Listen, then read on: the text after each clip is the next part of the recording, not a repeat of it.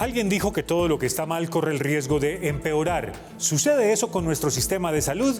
En la legislatura que acaba de comenzar, este asunto volverá a ser motivo de debate. Unos verán el vaso medio vacío y dirán que hay que darle un vuelco total al sistema. Otros verán el vaso medio lleno y argumentarán que el país no puede perder algunos logros del actual modelo. ¿Cómo se vive la crisis en Bogotá? Acompáñennos a analizar este asunto con voces expertas. Bienvenidos, bienvenidas. Especiales ahora, un espacio único en nuestra oferta informativa. De análisis profundo, con datos reveladores y conversaciones con invitados expertos. Especiales ahora con Yamit Palacio. Nuestra primera invitada es la doctora Clemencia Mayorga, es médica, pediatra, es especialista en docencia, líder sindical y gremial, activista, fue subsecretaria en el gobierno distrital, magistrada del Tribunal de Ética Médica y hoy preside el Colegio Médico de Bogotá y Cundinamarca. Doctora Mayorga, bienvenida, ¿cómo le va? Muchas gracias, Yamit, un saludo para ti y para todos los televidentes. Gracias por aceptar nuestra invitación. ¿Cómo llegamos hasta aquí, doctora? ¿Cómo llegamos hasta esta crisis? Pues bueno, yo creo que la historia nos ha mostrado que venimos de una ley 100 desde el año 93 en el país, por supuesto que también con un efecto en Bogotá, pero ha habido una serie de transformaciones, si se quiere, tanto vía Corte Constitucional como en el nacimiento de la Ley Estatutaria de Salud, que cambian la salud. En el año 93, recordemos que era un paquete de servicios y se crea una infraestructura y unas empresas para manejar unos servicios en un paquete. Eso en estos años se ha transformado en un derecho fundamental, Yamit, y eso exige entonces del sistema de salud unas transformaciones muy importantes en lo operativo, en lo administrativo, en la asistencia de salud y en lo financiero. Y yo creo que lo que estamos asistiendo es a la necesidad de esa transformación que no se ha dado y que nosotros particularmente, Colegio Médico de Cundinamarca y Bogotá y 21 organizaciones médicas con las que venimos trabajando en acuerdos fundamentales, creemos que se requiere continuar en esa transformación, conservando por supuesto, digamos, las fortalezas que ha tenido el sistema, pero hay cosas que definitivamente deben cambiar. Ya hablaremos de esas propuestas, veremos unos datos para enfatizar ciertos asuntos, pero no solamente la doctora Clemencia Mayorga nos ayudará a entender mejor este asunto. Consultamos asociaciones de pacientes, clínicas, muchas voces del sector. Aquí están sus testimonios.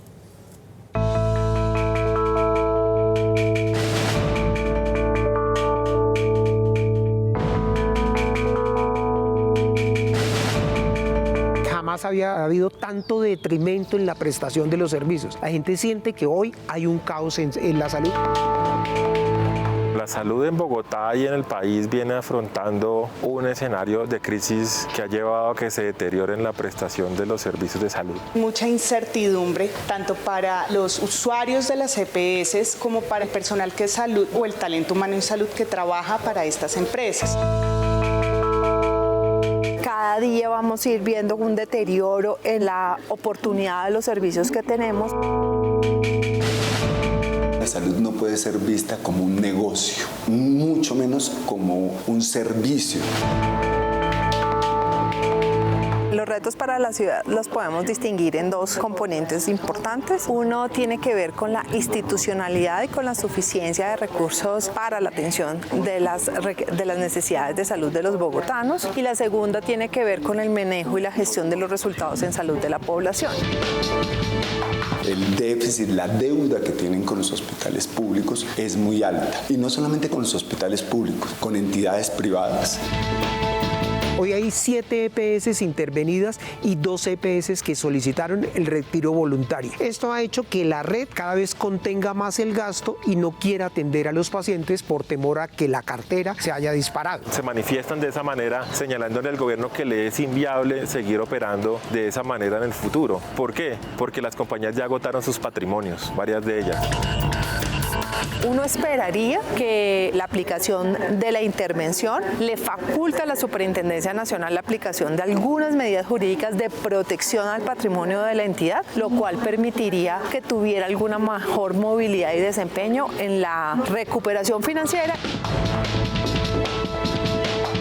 Bienestar lleva 30 años, Famisanar, Sura, atendiendo a las personas. El tránsito desde una EPS hacia la otra, primero tiene que cumplir unos requisitos de habilitación, tiene que irse a una parte donde puedan estar bien atendidos, pero luego hacer todo el montaje, el andamiaje contractual, prestacional para atender a esa gente es una tarea gigantesca. Así que, pues, de llegar a materializarse, estaríamos ante un escenario muy indeseable para la ciudad. Se requiere la eliminación de la intermediación financiera y flujo de dinero que llegue a los hospitales y a las clínicas, y obviamente un flujo de dinero que llegue obviamente a los trabajadores de la salud para poder tener calidad en la atención. Sabemos que hay muchos retos financieros que tienen estas empresas que necesitan ser mejorados, pero todo esto tiene que tener una cabeza, que es las decisiones que se tomen a nivel nacional como gobierno para que ya las empresas sepan qué tienen que hacer. 7 de cada 10 bogotanos, o sea, casi 6 millones de personas que hoy en día están en manos de esas entidades intervenidas y que no es tarea fácil. La operación del sistema de salud es un tema muy complejo. Le preguntamos ahora a la doctora Clemencia Mayorga, quien preside el Colegio de Médicos de Bogotá y de Cundinamarca, si en Bogotá esa crisis de la salud se vive igual o distinto, mejor, peor que en otras partes del país. ¿Qué particularidades tiene la crisis de la salud en Bogotá? Bogotá tiene unas particularidades frente al resto del país, y es que, primero, Bogotá es particularmente y mayoritariamente régimen contributivo, a diferencia de casi todos los demás regiones del país, y solo una pequeña parte es régimen subsidiado. Estamos hablando de 1.700.000, 1.800.000 personas en el régimen subsidiado, pero tiene una característica común, que es un problema que debe abordarse nacionalmente y en la legislatura, y es la inequidad. Tenemos inequidad en oferta de servicios entre norte y sur de la ciudad. Tenemos inequidad entre régimen contributivo y subsidiado. Tenemos mejor oferta de servicio en algunas redes de EPS privadas que en las EPS públicas. Tenemos tiempos de demora y barreras de acceso que aplican más y afectan más a la población del régimen subsidiado. Tenemos mayor déficit de trabajadores y de profesionales de la salud en la red pública hospitalaria. Entonces tenemos inequidades, y ese es un problema que, con sus características puntuales, digamos, comparte con el resto del país. Y tenemos otro problema que se comparte, podemos decir que a diferente escala, y es que tenemos una crisis financiera que particularmente afecta a las 4 subredes integradas de servicios de salud de la ciudad. La doctora Mayorga anticipa uno de los datos que teníamos preparados para ustedes. Veamos, del total de afiliados al sistema de salud en Bogotá, ¿en qué regímenes están? Pues esa es nuestra primera infografía de hoy. Miremos el total de los afiliados.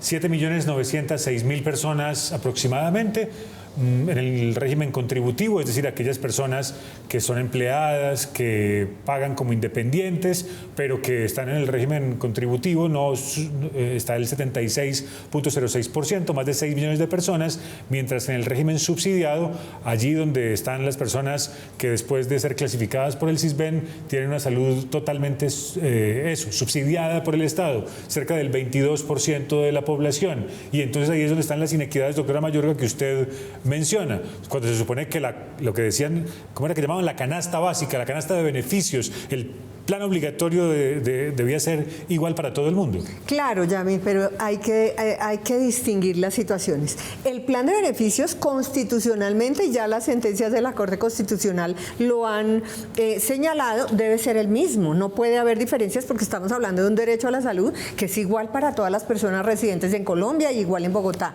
Pero ojo, el tema del financiamiento y de la competencia que tienen que generar la red pública hospitalaria frente a instituciones privadas, eso no está arreglado. Y entonces tenemos unas instituciones en las redes integradas de servicios de salud, que son las redes públicas, con una infraestructura que, aunque se ha hecho un esfuerzo, está obsoleta, que tiene un déficit de talento humano en salud y, sobre todo, unas finanzas que hoy son preocupantes para atender a esta población. Y entonces ahí es que decimos, sí se requieren propuestas nacionales para fortalecer esa red pública hospitalaria en la ciudad y en el país. Usted mencionaba una serie de propuestas que había hecho su organización junto a muchas otras del país, pero ¿cómo hacer entonces para superar esta radicalización de posturas y poder contribuir a un debate más informado, más argumentado, más propositivo? Yamid, lamentablemente nosotros, yo estoy hablando también por 21 organizaciones médicas congregadas en acuerdos fundamentales, acabamos de escribir un texto de un proyecto de ley que vamos a radicar a través de algunos congresistas la próxima semana en el Congreso de la República, que ya fue presentado a ellos y al Gobierno Nacional. Nosotros creemos que justamente el problema de la legislatura pasada fue las posturas políticas, digamos, muy afianzadas entre la postura gobiernista y la de la oposición. Nosotros tenemos una propuesta técnica, académica, que pretende superar estos puntos, por ejemplo, con el subsidio a la oferta a la red pública hospitalaria, por ejemplo, eliminando la intermediación financiera, pero ojo, por ejemplo, manteniendo las fortalezas que tienen las EPS en lo que tiene que ver con todo logístico y administrativo, que hoy el país ni el gobierno tienen cómo hacer. Entonces, nosotros tenemos que pedirles tanto al gobierno como a la oposición que si queremos realmente avanzar en el sistema de salud, tenemos que congregarnos alrededor de una propuesta técnica y no política, porque ahí no vamos a poder avanzar. Veamos nuestro siguiente dato, porque usted mencionaba el talento humano, que es muy importante, y aquí estamos hablando desde camilleros y auxiliares de enfermería hasta los médicos de las especialidades más insospechadas del sistema. ¿Cómo estamos en términos de especialistas? Estos son los datos. ¿Cuántos hay? Alrededor de 41.600. ¿Tienen pregrado? Cerca del 70%, 29.222 personas. Con especialización, cerca de 12.300, un 29.77%. El total de médicos, la tasa de médicos por cada 100.000 habitantes son 526. Pero uno se preguntaría, doctora Mayorga, ¿eso es mucho o es poco? La disponibilidad, la tasa por cada 100.000 habitantes. Yamid, partamos por una cifra general. Colombia tiene un déficit de talento humano en salud muy importante, tanto en médicos generales, mayor en médicos especialistas y en enfermería y otras profesiones de la salud.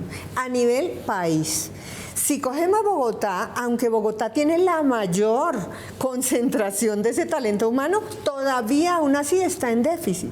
Y está en déficit en particular en algunas especialidades médicas y por eso, y volviendo un poco al tema anterior, muchos pacientes se ven abocados a tiempos de espera muy largos para ser atendidos en la especialidad que requieren. Y eso en últimas, escúcheme que la interrumpa, eso en últimas se puede traducir en mayores costos para el sistema. Si se demoran más en diagnosticarle, pues más difícil es curarle. Más en diagnosticar, un paciente va a pasar más tiempo, por ejemplo, hospitalizado con recursos del sistema hospitalario, cuando si de pronto tuviera el concepto más rápido de determinada especialidad, se pueda resolver y definir más rápido su conducta. Pero esto no quiere decir, y ahí empezamos a mirar las diferencias, que con plantear una reforma a la salud, esto se va a solucionar. Eso hay que decírselo de cara a la ciudadanía. Colombia está viviendo un problema de déficit de talento humano que además se está viviendo en el mundo. Así es que la propuesta que se haga de reforma a la salud, en este caso la nuestra, también plantea un plan de fortalecimiento, de formación de las profesiones médicas de acuerdo a las características y déficit de cada uno. Es decir, aquí se tiene que sentar el Ministerio de Educación con el Ministerio de Salud, con las organizaciones médicas, con las facultades de medicina y otras profesiones de la salud, y tenemos que mirar cuáles son esos déficits y cómo vamos a fortalecer la oferta del talento humano en salud finalmente, y esto no va a pasar a corto plazo, esto va a pasar a largo plazo. Entonces, cuando se le dice a la población, mañana con la reforma usted va a tener su cita con determinado especialista en 2 días, pues tenemos que decir, eso no es posible, eso no es realista, pero sí hay que buscar soluciones programadas y planeadas a largo plazo y recursos para ello. El tema de la financiación del sistema de salud es clave para poderlo hacer. Si esto fuera con acupuntura, ¿usted pensaría que las agujas habría que ponerlas primero, por ejemplo, en el tema público? Lo digo porque eventualmente si es un derecho y todos los ciudadanos tenemos el mismo derecho de acceso a la salud, pero eso no necesariamente pasa con la gente que está afiliada a una EPS del régimen subsidiado o que va a buscar atención a un hospital público. Yo diría que si fuera como tú lo mencionas, lo primero que tendríamos que mirar es si los recursos que tenemos para el sistema de salud, con un derecho a la salud que incluye absolutamente todo, que es como debe ser. Pero la pregunta es, ¿los recursos nos alcanzan, Yamil, responsablemente? En el caso del país para 50 millones de bogotanos, o en el caso de colombianos, o en el caso de Bogotá para 8 millones. ¿Nos alcanzan? ¿Tenemos suficiente para fortalecer la red pública hospitalaria, fortalecer la atención primaria en salud, en lo cual estamos de acuerdo, fortalecer la promoción y prevención, dar subsidio a la oferta para la infraestructura pública, formalizar a los trabajadores de la salud, que es una prioridad, el 80% están en una situación precaria, pero eso requiere recursos y por eso en nuestro proyecto nosotros tenemos un capítulo, incorporamos un capítulo donde le decimos al Congreso de la República, de aquí usted puede sacar recursos nuevos y frescos, pero tiene que planear cuáles son esos recursos nuevos, a cuánto ascienden y entonces en cuánto tiempo alcanzamos a hacer esa progresión, es decir, de una manera más planificada y más programada, de acuerdo también a los recursos que tengamos. Veamos los tipos de atención que presta el sistema en Bogotá, a propósito de, hasta dónde llega la atención a los pacientes. En citas ambulatorias o en consultas ambulatorias, 155 millones de atenciones por año, es decir, el 80%, el grueso está ahí. En términos de urgencias, ¿cuántas urgencias son atendidas cada año? 24 millones, eso es cerca del 12% del total. Y a hospitalización llega una pequeña proporción de todas las atenciones, cerca de 12 millones de atenciones, es decir, aproximadamente el 8% del total. Una primera pregunta que me surge a propósito de estos datos, doctora Clemencia, es ¿y dónde está la promoción y prevención? Sí, digamos que yo creo que aquí, pues no sé si en la parte ambulatoria estará contabilizada, tocaría revisar los datos en detalle, pero ese es un punto que nosotros creemos que en eso el gobierno tiene razón.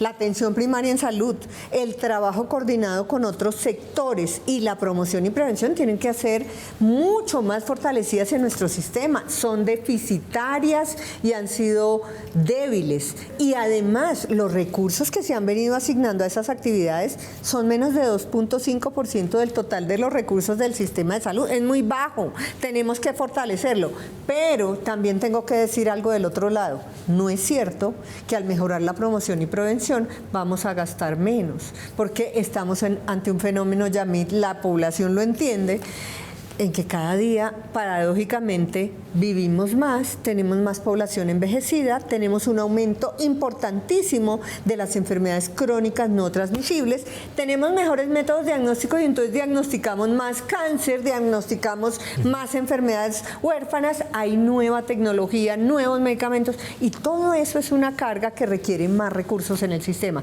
Entonces, sí a la promoción y prevención, sí a la atención primaria, sí a destinar más recursos para ello, pero no nos olvidemos que aquí tenemos un paquete que tenemos que seguir financiando y que va en crecimiento en Colombia y en todas partes del mundo. Este desafío, Yamil y televidentes, no lo tiene resuelto ningún sistema de salud en el mundo. Ninguno, incluso países muy avanzados tampoco lo han resuelto. Ajá. ¿Usted reconoce algún avance de lo que tenemos hoy? Porque es que hay gente como con cierto romanticismo, como si todo tiempo pasado fuera mejor, los tiempos del Seguro Social, y no necesariamente. O sea, ¿qué avances de verdad hemos tenido que deberíamos celebrar de este sistema? Yo creo que ha habido avances y creo que además ha habido una transición, como decíamos, en términos de que empezamos en el año 93, parto del año 93, Ley 100, con la salud como un servicio, un paquete de servicios, lo decía al principio. Luego en el 2008 la Corte Constitucional dice un momentico, la salud es un derecho, eso se viene a plasmar en la Ley Estatutaria de Salud y todo eso ha venido, haciendo que la población se empodere, exija, ponga las las tutelas necesarias cuando ha sido necesario, pero la infraestructura operativa, administrativa, lo que se creó en el año 93, Ley 100, Servicio de Salud, no es lo mismo que se requiere hoy en Colombia con el derecho a la salud. Y ahí es que tenemos que hacer el cambio sin entrar en la radicalización política, que es lo que no nos deja avanzar. En términos del número de profesionales, ya dijimos, hay un déficit, no solamente en términos de profesionales, sino también de técnicos, de personal auxiliar, de la formalización y de la estabilidad laboral de esas personas. Pero en términos profesionales, ¿usted cree que hoy cuál es la principal urgencia? Usted mencionaba ese acuerdo entre la academia, el Ministerio de Educación y de Salud. ¿Esa es la principal urgencia o hay otra? Digamos que mencionaba el tema de la formación a largo plazo, pero hay una urgencia que todos los colombianos entienden y que la dejó en evidencia la pandemia. Sin personal de salud y sin médicos no podemos vivir. Y si no tenemos y no mejoramos las condiciones laborales de los médicos profesionales, enfermeras, camilleros del sistema de salud, ¿sabes qué está pasando? Un fenómeno muy grave es, primero, cada vez menos gente, digamos, tiene la posibilidad de entrar a estudiar esto y quiere estudiarlo porque las condiciones después laborales no son atractivas, pero además tenemos una especie, permíteme el término, una especie de rapiña internacional. Claro, por supuesto. Porque todos los países tienen déficit de talento humano en salud. Entonces hoy tenemos países... Es otra fuga de cerebros. Yami, tenemos países que están diciendo... Médicos, enfermeras, les facilitamos. Mira, lo he visto en los últimos días. Hay una facultad en Barranquilla de la Universidad del Norte que envía enfermeras a Estados Unidos con mucha frecuencia. Les enseñamos el idioma específico, los traemos, les facilitamos la visa. Entonces, ahí es que uno se pregunta, tenemos un déficit de talento humano en salud, hacemos un esfuerzo, digo, los colombianos como ciudadanía, para formarlos y apenas se forman, nos los quitan porque no hemos sido capaces de solucionar y brindarles unas condiciones decentes para que se queden. Ese es un problema urgente, porque si no, al déficit que ya tenemos, le vamos a sumar un mayor déficit. Doctora Clemencia Mayorga, muchos éxitos con el proyecto de ley que usted y sus colegas de las diferentes asociaciones médicas piensan llevar al Congreso de la República. Muchísimas gracias, Yamid, y muchas gracias a toda la audiencia. A usted gracias por acompañarnos. Le preguntamos a la gente en las calles, a ustedes, los ciudadanos, los televidentes, cómo les había ido con su EPS. Y aquí están algunas de las respuestas que obtuvimos.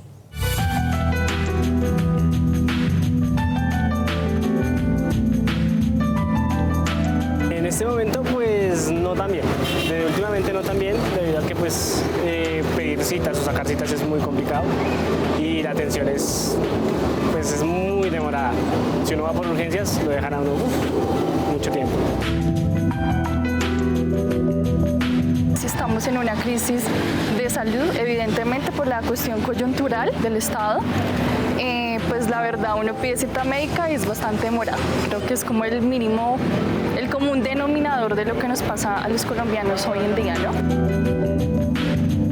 En cuanto a los medicamentos, vemos restricción. Nosotros teníamos pues un suministro pues mejor. Más o menos me han entregado los medicamentos, me han quedado faltando algunos y me dieron una orden para un neurocirujano, pero todavía no he obtenido la autorización. Existe estratificación que atienden mejor a los que van más bono, los que pagan más cuota moderadora que nosotros que pagamos estándar. La atención es lo primordial.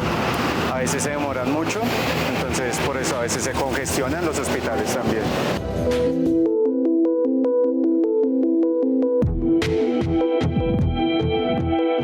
La verdad casi no me gusta ir a pedir los medicamentos porque son muchas filas, demasiadas filas. Y cuando uno va, entonces hay unas pastas y otras no.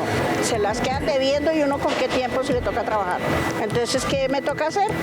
Pido las más necesarias, la que haya, y ya quedo ahí porque... La estadía fue muy tenaz porque fueron 3 días.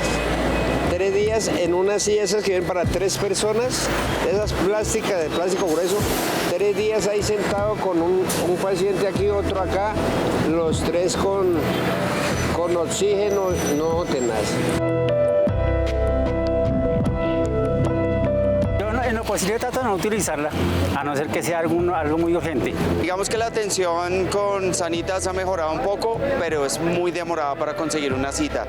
Tuve una lesión en el tobillo desde enero y hasta ahora voy a la cita de ortopedia, entonces 6 meses después ya no tengo ningún dolor, ya estoy bien.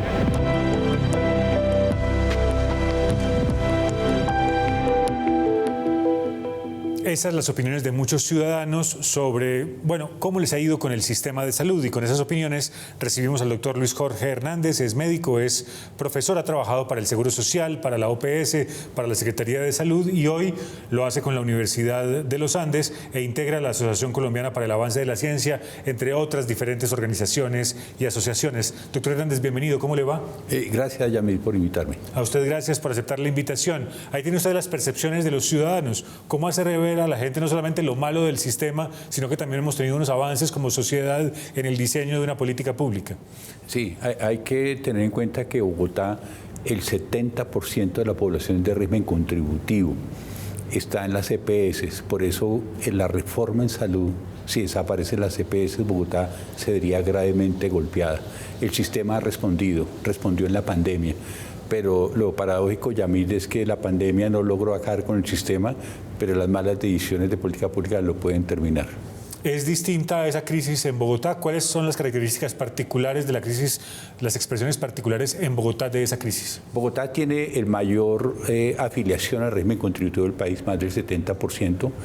Segundo, la mayoría de camas hospitalarias en Bogotá son privadas. Por eso necesita trabajar red público-privada. Tercero, Bogotá es la mayor receptora de migrantes del país, migrantes venezolanos, migrantes por el conflicto. Ha recibido casi 350.000 personas. Entonces confluyen muchas problemáticas en Bogotá, por eso debe verse de forma especial. Veamos de qué se enferma, o mejor, de qué enfermedades fallece la gente en Bogotá. Ese es nuestro siguiente dato. Veamos los casos, las enfermedades que causan mortalidad en Bogotá. Las isquémicas del corazón, 6.530 muertes por año. Eso es alrededor del 17%. Luego siguen las infecciones respiratorias, unas 2.690 muertes, cerca del 7% por año. Las enfermedades crónicas de las vías respiratorias responden por cerca del 5.4% del total. Las cerebrovasculares, un porcentaje similar, y las del sistema nervioso no llegan al 4%, son alrededor de 1.500 muertes, 1.457 muertes por año. El total durante el último año medido, 38.422, una tasa que ustedes, las personas que trabajan en diseño de política pública, la miran con detenimiento, 488 muertes por cada 100.000 habitantes. Eso siempre hay que ponerlo en contexto. ¿Esto es más alto o es más bajo que en el resto del país? Bogotá tiene varias características. Hay que decir que es una tasa de mortalidad moderada, pero la población de Bogotá se viene envejeciendo. Digamos, hace 10 años era el 5 o 6% de la población. En este momento la población adulta mayor es casi más del 12%. O sea, Bogotá está en una transición demográfica en la cual se viene envejeciendo la población. La tipología de familias han cambiado, ya no son familias extensas. 35% de las mujeres mayores de 60 años viven solas. Parejas del mismo sexo, familias monoparentales, o sea, personas que viven solas. Eso hace cambiar el perfil demográfico. Ese perfil demográfico no se ha acompañado, a diferencia de otros países como Europa, Estados Unidos, de un perfil epidemiológico. Y ahí lo muestran las cifras. Coexisten las enfermedades crónicas no transmisibles. Primera causa de morbimortalidad en Colombia y en Bogotá, enfermedad cardiovascular, cerebrovascular, relacionada por malos hábitos, consumo de cigarrillo, alcohol, dieta no sana, contaminación del aire, pero coexisten también las enfermedades transmisibles. La pandemia no ha acabado, acabó la fase de emergencia, pero vemos ahorita las UCIs están llenas por casos de influenza.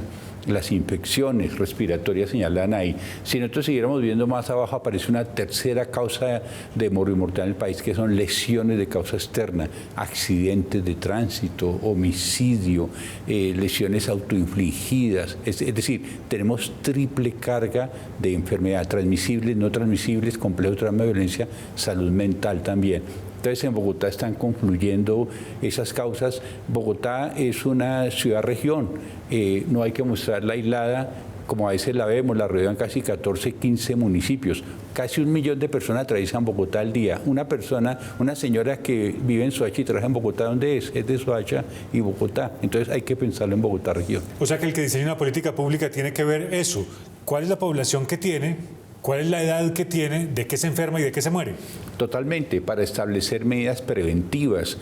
Bogotá es un país de territorios, tiene zonas rural dispersa, tiene más de 15 comunidades indígenas también. Entonces es muy diversa y no podemos seguir manejando la salud en forma centralizada, como a veces hay la tendencia. Y si no puede ser vista de manera centralizada ni atendida de manera centralizada, hay que ver las particularidades de cada una de las localidades. Veamos esas tasas de mortalidad y particularmente aquellas que tienen unos números más altos. Esa es nuestra siguiente cifra, nuestro siguiente dato. Miren ustedes que localidades como Antonio Nariño, Sumapaz, La Candelaria, Barrios Unidos o Los Mártires tienen incluso tasas de mortalidad por encima del promedio de la ciudad. Tasas de mortalidad que decíamos, el promedio de la ciudad era estaba por encima de 400, pero aquí hay cerca de 680, 700, 881 muertes. ¿Eso cómo se explica, doctor Hernández? Bueno, confluyen varias cosas. Hay que tener en cuenta que en Bogotá hay gran movilidad. Cuando decimos localidades, tasa de mortalidad es por residencia, pero por residencia es donde duerme la gente. O sea, uno es de donde duerme, pero la gente la mayoría del día no está donde duerme, sino donde trabaja. ¿Y tampoco la atendieron necesariamente ahí? No necesariamente ahí. Entonces, eso hay que mirarlo relativamente, porque cuando dicen su localidad de residencia es donde vive, que es donde duerme. Pero la exposición de una persona a los determinantes sociales, ambientales, es donde trabaja, donde estudia y donde se desplaza. Sin embargo, ese mapa es importante porque muestra las cosas. Mire la Candelaria. La Candelaria es donde está el centro del poder en Bogotá, está la Casa de Nariño, está la alcaldía, pero es una zona también de confluencia de población migrante, de población habitante de la calle. En la noche es otra población, de población habitante de calle también. Entonces es muy vulnerable. Los pagadiarios, es una población vulnerable. Sumapaz es la zona que colinda, es la localidad más grande de Bogotá, está el páramo de Sumapaz, pero ha sido afectada también por el conflicto interno, ha vuelto el conflicto desafortunadamente. Y no necesariamente tiene la mejor atención hospitalaria. Y no tiene la mejor atención, las distancias, y se ha hecho un esfuerzo para atención rural dispersa. Los Mártires es localidad también de confluencia de zona de trabajo sexual, de conflicto, de grupos irregulares, ilegales. Entonces hay que ver que eso está influyendo también. Pero verá usted que en casi todas ellas son localidades de ingresos bajos, o sea, no están ahí, hay una inequidad adicional. Es decir, total, es una población de nivel socioeconómico hacia el suroriente, pero también es una población que está afectada por la contaminación del aire. Es zona de confluencia de grandes vías de flujo vehicular, la contaminación. Barrios Unidos también es una zona donde hay mucho sitio de adulto mayor, de tercera edad. Eso también puede explicar porque Bogotá se está envejeciendo. Entonces está mostrando desigualdades socioeconómicas y exposiciones ambientales y sociales. Y usted decía, para trazar una buena política pública hay que ver de qué nos enfermamos, y no solamente nos enfermamos en nuestro cuerpo, sino que ahora consideramos cada vez más el tema de la salud mental. Miremos a propósito datos sobre ello, datos sobre salud mental en Bogotá, porque veamos el comparativo entre 2022 y 2023. O reportaban más y eso es bueno, o están ocurriendo más casos y eso es malo. La idea de quitarse la vida, pasamos de 24.615 a 28.032 personas. Intentos se redujeron levemente de 8.332 casos de personas a 8.212, y de actos consumados hubo una pequeña reducción de 427 a 418, pero quizá también ese es otro factor fundamental para diseñar una buena política pública en salud. Doctor Hernández, el asunto de la salud mental. Sí, total, Yamil. La salud mental tradicionalmente ha sido descuidada y eso nos refleja, las cifras prácticamente son iguales, con una tendencia inclusive al aumento de la ideación suicida, sobre todo en población joven. Las mujeres tienen más conductas suicidas, pero los varones suicidio consumado. A diferencia de países como Japón, por ejemplo, donde el suicidio es más en adultos mayores, Aquí tristemente es en jóvenes. Esto es un reflejo del deterioro de la salud mental. Salimos de una pandemia que fue un estrés, un trauma casi de guerra. Entonces durante el año 2021, 2022 y 2023 estamos todavía teniendo ese rezago de las cuarentenas, del estrés psicosocial. Se ha descuidado la salud mental. A eso agreguémosle el consumo de psicoactivos, trastornos de ansiedad, trastornos de depresión, el estrés psicosocial. A veces se contribuye ese estrés por la tensión del gobierno, el deterioro socioeconómico. Hemos descuidado la salud mental y son tasas muy altas, lo que muestra ahí es grave, y sobre todo en población joven, niños y niñas. Tenemos intentos de suicidio en población de niños y niñas, entonces debemos prestarle mucha más atención. Fíjate lo que pasó estos días con los casos de suicidio también, que se ha hecho en los medios de comunicación. Entonces hay que hacer estrategias de salud mental claves desde salud, pero también no dejárselo solo a salud, al sector educativo, el sector social. Usted menciona el sector educativo y de eso también hace parte usted, porque me pregunto es dónde se forman los médicos. Pues en universidades como la suya, que es una universidad de mucho prestigio. ¿Qué tiene para aportar la academia a esto, para salir del atolladero, para decir hay que formar médicos con estas características para este momento en particular? Sí, lo que hay que decir también es que no hay que medicalizar la salud mental, depende de muchos factores. Por ejemplo, hacer actividad física, mejorar las condiciones socioeconómicas de la población, el estrés psicosocial, hacer más consejería. Todos los jóvenes, los niños y las niñas deberíamos recibir consejería en psicoactivos, en consejería en salud mental. No se hace. Entonces toca hacer más promoción de la salud, más prevención de la enfermedad, más control sobre psicoactivos también, intervenciones más desde los colegios, desde las escuelas, de todo el sector educativo, pero el sector social también. Tenemos una deuda grande con la salud mental desde los niños, desde los jardines infantiles. Pero le preguntaba además por el papel de la formación de médicos y de especialistas, porque ese es hoy un factor crítico para solucionar la crisis del sistema de salud. Sí, hay que hacer consejería, debemos formar más. Las universidades están reforzando la formación de talento humano en salud, pero hay una cosa, Yamira, acá también.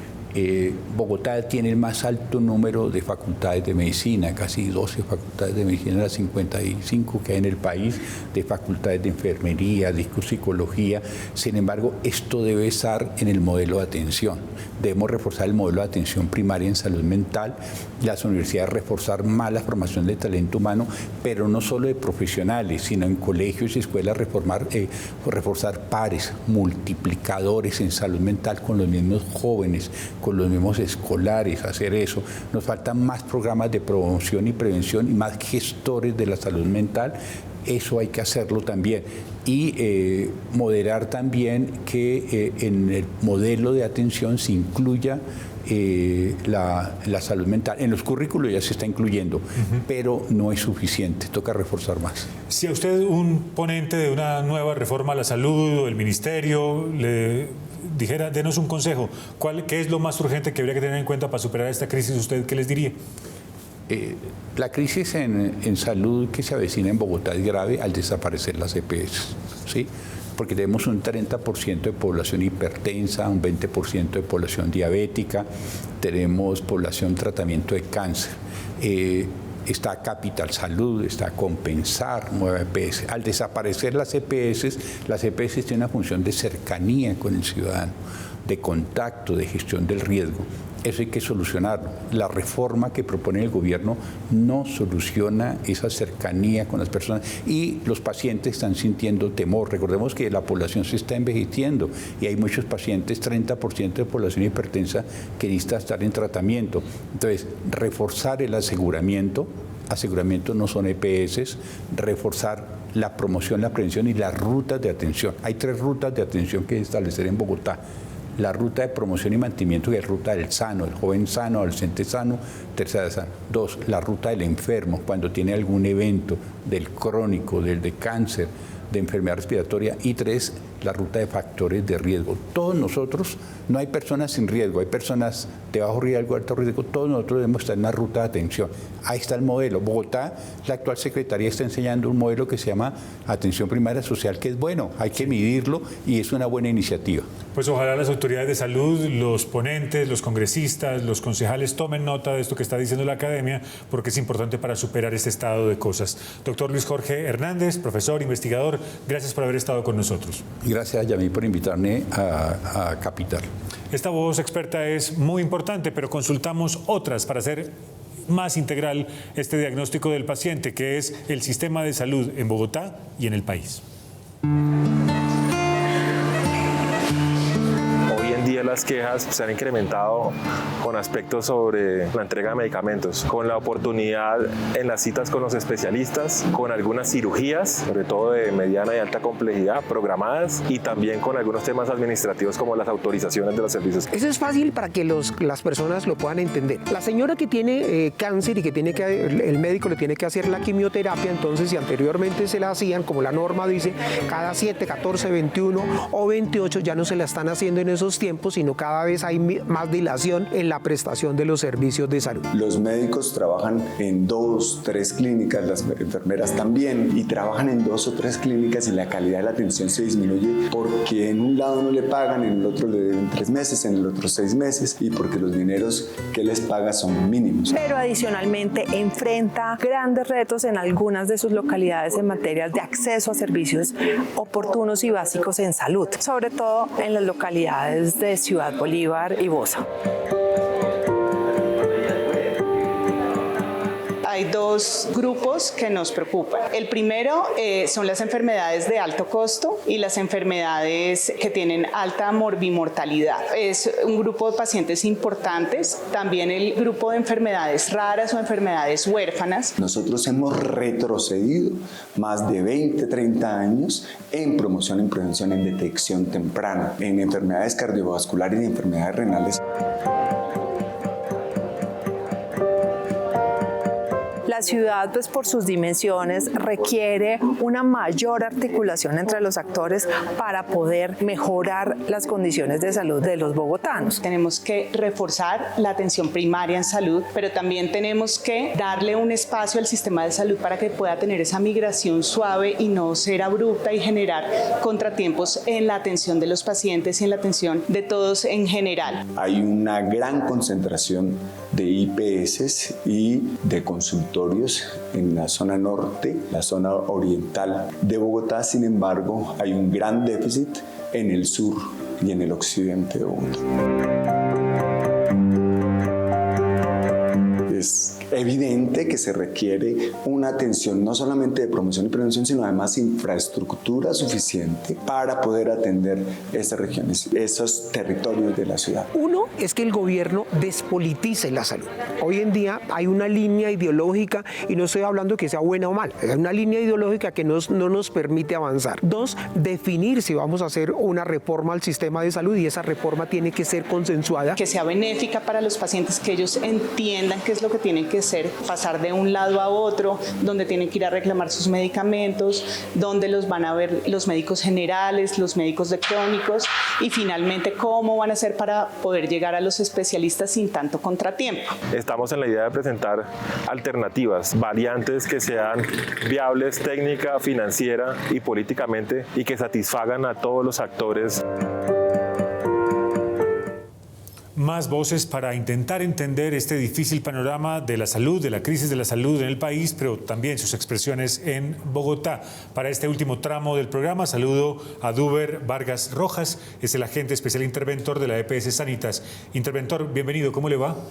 Cordial saludo, Yamí, gracias por la invitación. Él es economista y además en el pasado ha intervenido otro tipo de instituciones, principalmente hospitales, instituciones prestadoras de salud. ¿Cómo va esa intervención? ¿Cuáles son los primeros síntomas de recuperación del paciente? Yamí, desde el 3 de abril que tomé posesión de la EPS Sanitas, hemos venido realizando una evaluación periódica a cada uno de los factores que dieron origen a las causales de la medida de intervención. Hemos evaluado esos aspectos que de una u otra manera han generado el deterioro en el resultado en la prestación de los servicios de salud. Ha sido un diagnóstico que nos ha permitido encontrar el estado real de la EPS, pero también entrar a definir las causales propias y también entrar a proponer estrategias que permitan contribuir a la prestación de los servicios de salud a todos los 5.7 millones de afiliados que tiene la EPS Sanitas en este momento en Colombia.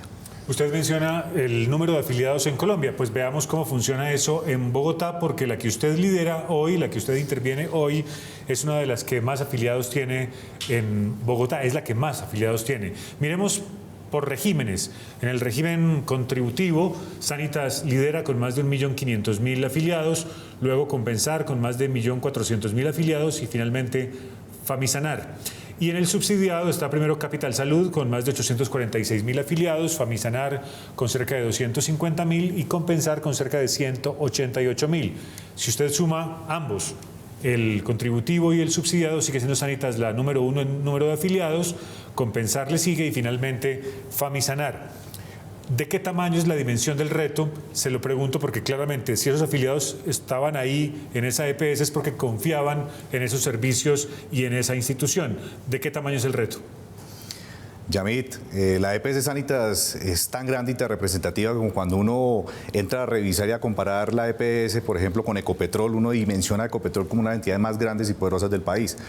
Ese es el reto que a nosotros nos corresponde. Tenemos una de las entidades más grandes del país y tenemos la gran responsabilidad de tener 5.7 millones de afiliados que creen que podemos recuperar esa confianza entre el usuario y sus familias garantizando la prestación de los servicios de salud.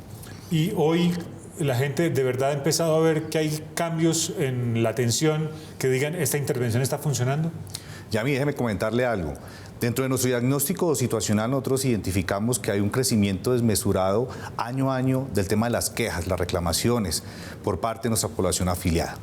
Hay un crecimiento de las quejas. En el 2020 estamos nosotros evaluando un periodo mensual de 5.000 quejas, en el 2021 de 6.500. En el 2022, finalizando ya el segundo semestre, se incrementaron a 15.000 quejas promedio mensual y ese es uno de nuestros principales retos, lograr reducir y mitigar esas barreras de acceso en la prestación de los servicios de salud a nuestra población afiliada. Quiero recordarles cuál es la situación de las otras EPS que operan en Bogotá, que prestan sus servicios, que aseguran a la población de Bogotá y que seguramente sus afiliados se sienten en riesgo o sienten alguna incertidumbre sobre la atención. Número de EPS intervenidas, pues ahí ven ustedes varios nombres y hay cerca de 3,5 millones de usuarios que están afiliados a ellas. Sanitas, Famisanar, Nueva EPS, Asmed Salud, SOS y Sabia Salud. Pero ven ustedes la cantidad de usuarios que eventualmente pudieran sentirse en riesgo con estas intervenciones o con los anuncios de que esas EPS están en proceso de reorganización o de salida de mercado. ¿Cómo han combatido ustedes esa preocupación de los usuarios, de quienes los llaman a sus atenciones y les preguntan qué va a pasar con mis servicios? El plan de trabajo del agente interventor consiste básicamente en dos ejes centrales. En el primero, poder reducir el tema de las reclamaciones y las quejas. Tenemos nosotros la responsabilidad de garantizar la prestación de los servicios de salud. Venimos implementando varias estrategias, una estrategia que denominamos prevenir, contener y dar respuesta de manera oportuna a ese tipo de reclamaciones. Dentro de ese diagnóstico identificamos que el 40% de las reclamaciones se concentran en la regional de Bogotá.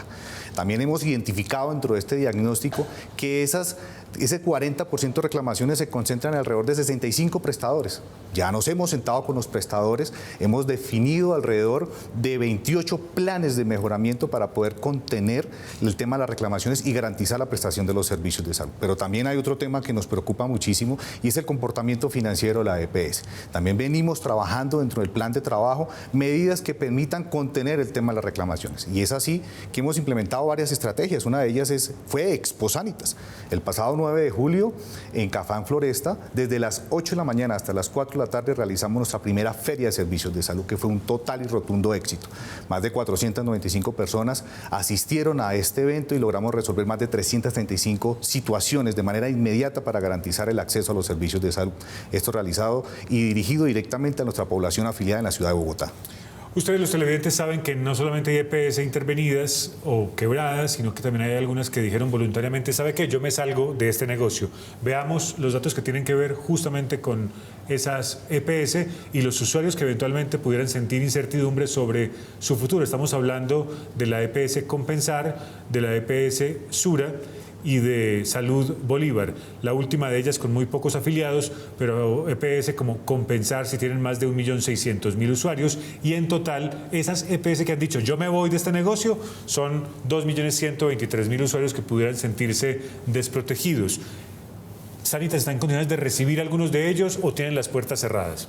Dentro de la resolución de la medida de intervención, nosotros no tenemos ninguna medida cautelar para poder recibir población afiliada. Es necesario dejar claro que el Gobierno Nacional intervino en la EPS Sanitas para salvarla. Y mi responsabilidad es garantizar la prestación de los servicios de salud y enmarcar dentro de esa hoja de ruta del plan de trabajo resultados en el corto plazo que permitan afianzar esa confianza con nuestros afiliados y continuar garantizando la prestación de los servicios de salud. Usted mencionaba el indicador de la cantidad de quejas y los temas principales de los cuales se queja la gente, pero ¿y qué otros indicadores hay? Por ejemplo, para reducir la espera por una cita o para reducir la espera en la atención en unas urgencias. Efectivamente, Yamit, dentro del diagnóstico que nosotros realizamos en la medida de intervención, identificamos que alrededor del 75% de esas quejas van por canales oficiales ante la Superintendencia Nacional de Salud, el restante 25% se quejan por canales de la EPS, pero ¿de qué se quejan nuestros usuarios? Se quejan precisamente por la inoportunidad en el tema de citas médicas, cita consulta general, cita con alguna especialidad como pediatría, cirugía general, ortopedia.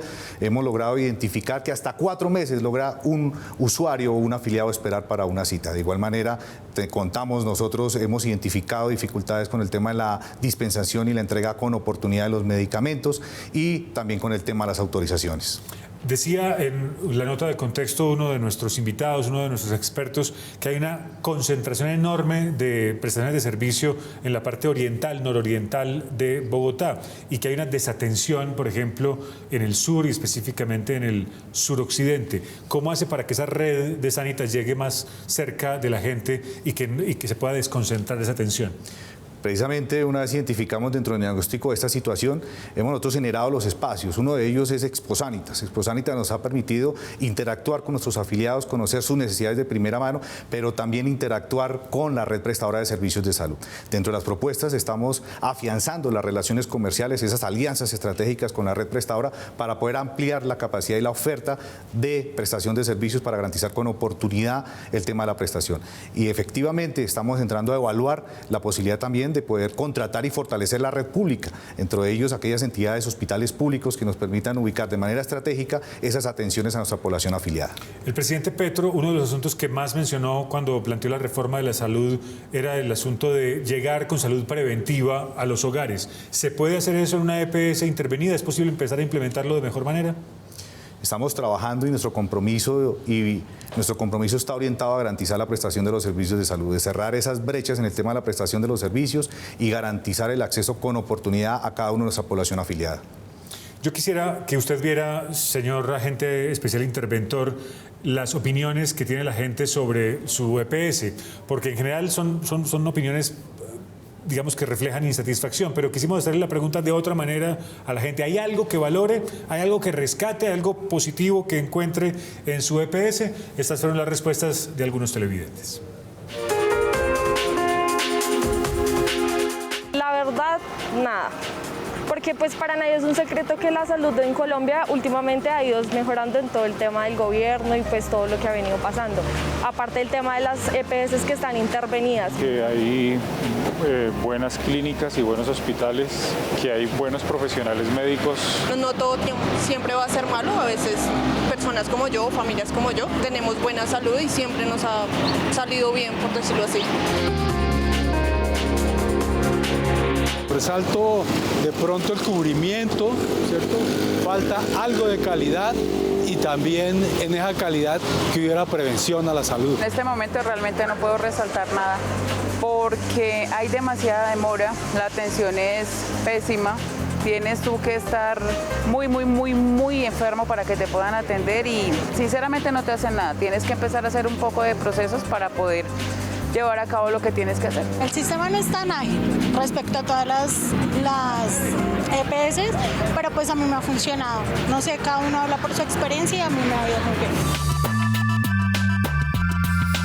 Que resalte algo positivo, no, por el momento nada, no creo que haya algo para resaltar, teniendo en cuenta que pues tú asumes de tu salario una parte y pues en la otra parte el empleador, pero pues el servicio no es muy integral, por así decirlo. Pues la verdad hasta el momento pues ha sido bien, lo único son los tiempos de espera, o sea es demasiado tedioso venir a una urgencia cuando tú la necesitas pues rápidamente, ¿no?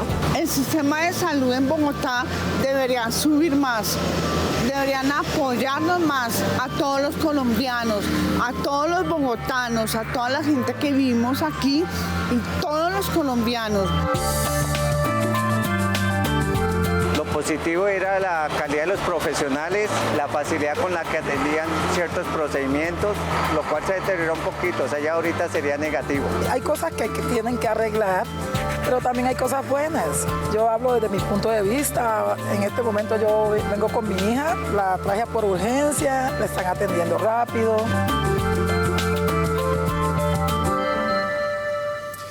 Le preguntábamos entonces a la gente qué hay para rescatar, y usted que ya intervino en el pasado, por ejemplo, clínicas y hospitales, cuando llega a intervenir ya una EPS, supongo que la cosa es distinta. ¿Qué encontró de bueno, de rescatable? Para mí es importante conocer de primera mano esas dificultades, eso que aquejan a nuestros usuarios, y es por ello que dentro del diagnóstico hemos priorizado las visitas a las regionales. Ya iniciamos la visita por la ciudad de Bucaramanga, que el 10% de las quejas se concentran allí, precisamente en esa regional. También estuvimos en la ciudad, en la regional de Cali, y hicimos una visita también en Nariño, visitando a cada una de las clínicas y los hospitales para montar planes de mejoramiento, porque para nosotros es supremamente importante que cada una de la red prestadora garantice con oportunidad y con calidad la prestación de los servicios de salud a nuestra población afiliada. ¿Y cómo se gana usted la confianza del personal de salud, que era muy reticente frente a esta intervención?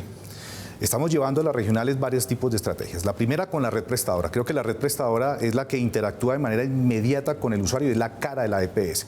Por ello hemos definido mesas de contratación y mesas de flujo de recursos con la red prestadora para que tengan la confianza necesaria y el flujo de recursos necesario para garantizar la operación de sus actividades. También con nuestra población afiliada, nuestra asociación de usuarios ha sido clave en este proceso en las visitas regionales, y con ellos también hemos entrado en reuniones y socializaciones sobre esas dificultades que aquejan a nuestra población usuaria en los territorios para poder garantizar el acceso a los servicios de salud. Usted habla de un término técnico que es flujo de recursos. Yo supongo que eso tiene que ver con uno de los propósitos de cualquier empresa, que es ser sostenible financieramente en el tiempo, es decir, tener plática con qué operar a lo largo del tiempo, y ese es el gran problema de varias EPS que no han sobrevivido a esa falta de recursos. ¿Eso cómo lo va a resolver? Yamit, la EPS Sanitas tiene una gran ventaja. Somos buenos pagadores. Nosotros no tenemos cartera de vigencias anteriores con la red prestadora, y las pocas carteras que hemos logrado identificar, hemos dentro de las mismas mesas de concertación en cada una de las regionales elaborado mesas de concertación, mesas de conciliación, y hemos firmado actas para acuerdos de pago para poder generar los recursos a cada una de la red prestadora.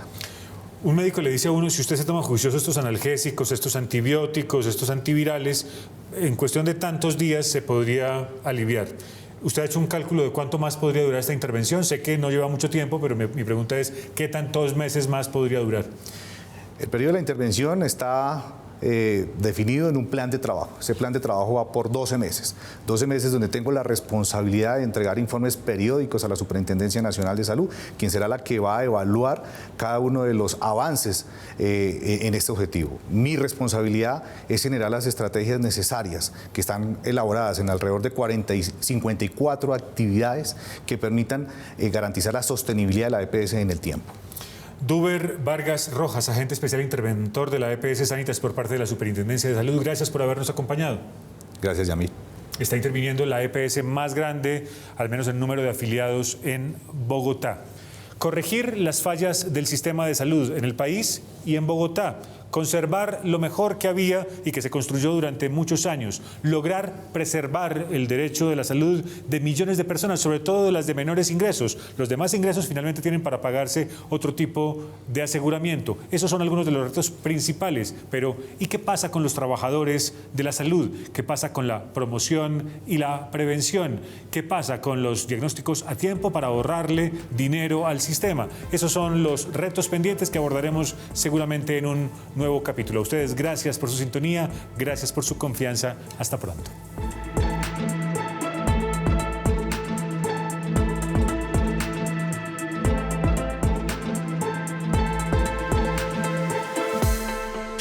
Este contenido es financiado con recursos del Fondo Único de TIC.